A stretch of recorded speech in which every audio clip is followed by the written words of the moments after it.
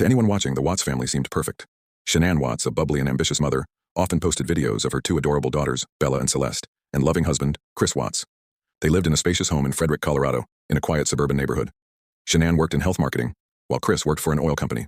Their Facebook feed told a story of family vacations, birthday parties, and affection. But beneath the smiling selfies a storm was building. On August 13, 2018, Shanann, pregnant with their third child, a boy to be named Nico, returned from a work trip. Her friend Nicole dropped her off late at night and expected to hear from her the next morning. By 10 a.m., Shanann wasn't answering texts or calls. Her car, purse, and phone were still at home, but she and the girls were gone. Nicole reported her missing. Police arrived at the Watts home and found no signs of forced entry.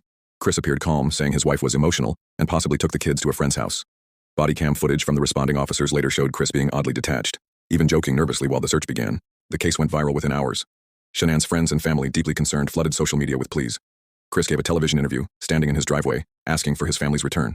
Shanann, Bella, Celeste, if you're out there, just come back. But something was off. His body language, his lack of tears, and his use of past tense raised red flags. Investigators grew suspicious, especially after they reviewed neighbor security footage, which showed Chris backing his truck into the garage early the morning they vanished. The neighbor said bluntly, "He never does that, something's not right." Detectives soon learned that Chris was having an affair with a coworker, Nicole Kessinger. He had told her he was separating from Shanann, though Shanann knew nothing of the sort.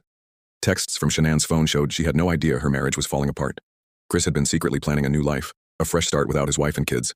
After days of lies and failed polygraph tests, Chris finally broke. On August 15th, confronted with evidence and the affair, he told police where they could find the bodies. He had strangled Shanann in their bed after a heated argument. When Bella and Celeste walked in asking what was wrong, he said, "Mommy is sick." Then, he put Shanann's body in his truck, along with his daughters still alive, and drove 45 minutes to an oil work site owned by his company. There, he smothered 3-year-old Celeste with her favorite blanket, then 4-year-old Bella.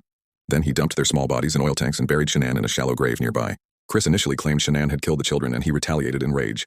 But eventually, in a prison interview months later, he admitted the horrifying truth.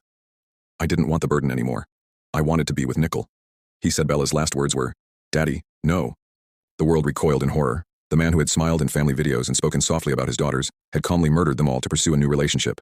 Chris Watts pled guilty to 5 counts of first-degree murder, including the unborn son, plus unlawful termination of a pregnancy and tampering with a body. He accepted a plea deal to avoid the death penalty.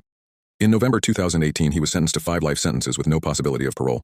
He now serves time in Dodge Correctional Institution, Wisconsin, transferred there for his own safety. In prison, Chris receives hate mail daily and lives in isolation. The case sparked nationwide discussion about domestic abuse, even when no physical violence is evident. Shanann had often defended her marriage, unaware of how quickly things were unraveling. Netflix later released the documentary American Murder, The Family Next Door, using real text messages, home videos, and police footage to tell the story. Shanann's parents continue to speak out on behalf of victims of intimate partner homicide, urging people to speak up when they see warning signs.